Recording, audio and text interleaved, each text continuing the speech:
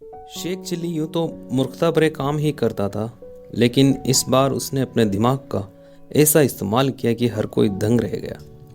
हुआ यूं कि शेख को पसंद करने वाले झज्जर नवाब लड़ाई के बाद कुछ महीनों के लिए अपने राज्य से बाहर सैर सपाटे के लिए चले गए। उनकी गैर मौजूदगी में उनका छोटा भाई राज्य को संभालने लगा। नवाब के छोटा भाई को शेख बिल्कुल पसंद नहीं था। उसके मन में यही रहता था कि मेरे भाई यानी नवाब ने इसे ऐसे ही सिर चढ़ा रखा है, इसे कोई काम ढंग से करना नहीं आता है और यह काम चोर भी बहुत हैं। अपनी इसी सोच के हिसाब से जज्जर का छोटा नवाब शेख के साथ व्यवहार करने लगा। एक दिन मौका मिलते ही छोटे नवाब ने शेख चिल्ली को बड़ी सभा में डांट दिया। उन्होंने कहा कि एक अच्छा काम करने वाला व्यक्ति वही होता है जो बताए गए काम से भी ज़्यादा करे। तुम तो दिए गए काम को भी सही से नहीं करते हो।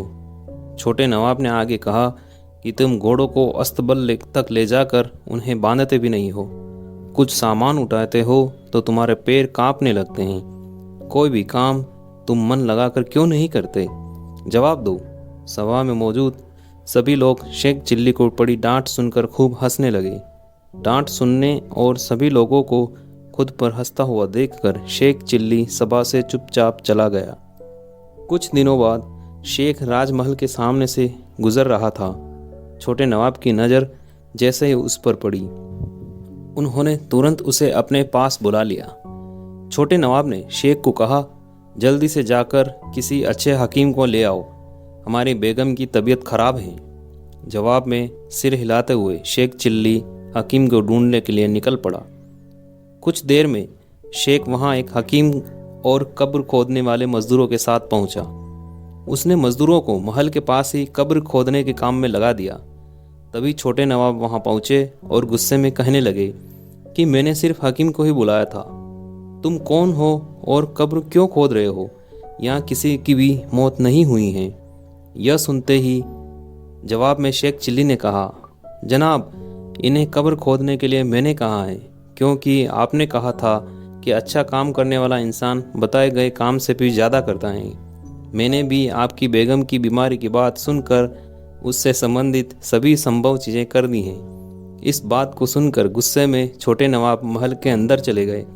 कुछ दिनों बाद उन्होंने एक प्रतियोगिता रखी, क्योंकि उन्हें राज्य के कामकाज से ज़्यादा आनंद शतरंज व अन्य खेलों में आता था। इस प्रतियोगिता के लिए छोटे नवाब ने ऐलान किया कि जो कोई भी सबसे ज़्यादा झूठ बोल सकता है उसे इनाम के तौर पर सोने के 1000 अशर्फियाँ दी जाएगी।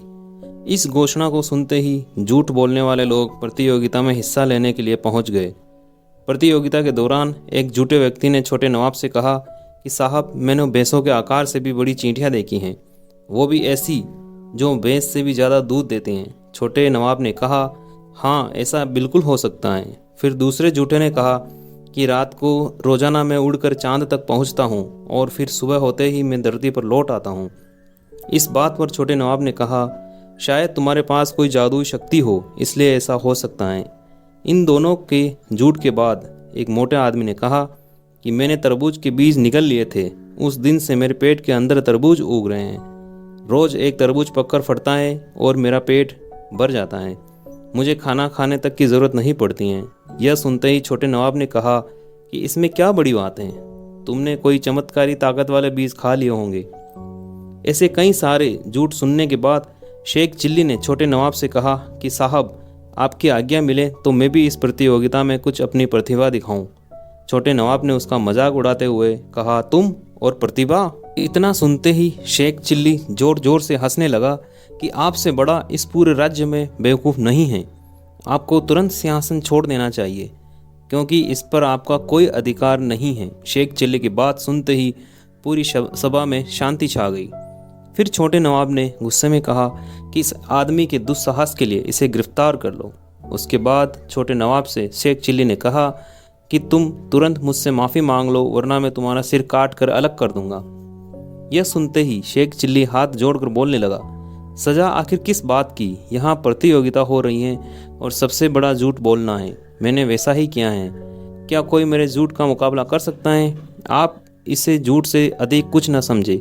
यह सब तो मैंने प्रतियोगी होने के नाते कहा है। छोटा नवाब सोचने लगा कि इसने पहले झूठ कहा था या अब झूठ बोल रहा है, कुछ समझ नहीं आया। कुछ देर चुप रहने के बाद छोटे नवाब ने शेख चिल्ली से कहा कि तुम उतने बेवकूफ़ नहीं हो जितना मैं तुम्हें समझता हूँ। तुम इस प्रतियोगिता को जीत गए हो। तुमसे बड़ा झूठ किसी ने नहीं कहा है। अपनी बुद्धि के दम पर शेख चिल्ली ने प्रतियोगिता जीतकर सोने के 1000 अशरफियाँ हासिल कर ली। वो अपना इनाम लेकर जाते हुए सोचने लगा कि छोटे नवाब है तो बेवकूफ़ ही। इस सच से मुझे जीत हासिल हुई है और इनाम भी मिल गया है। कहानी से सीख: बुद्धि का इस्तेमाल करने से हर परेशानी से बचा जा सकता है। साथ ही किसी का भी अपमान नहीं करना चाहिए, क्योंकि हर व्यक्ति में कोई न कोई क्षमता ज़रूर होती है।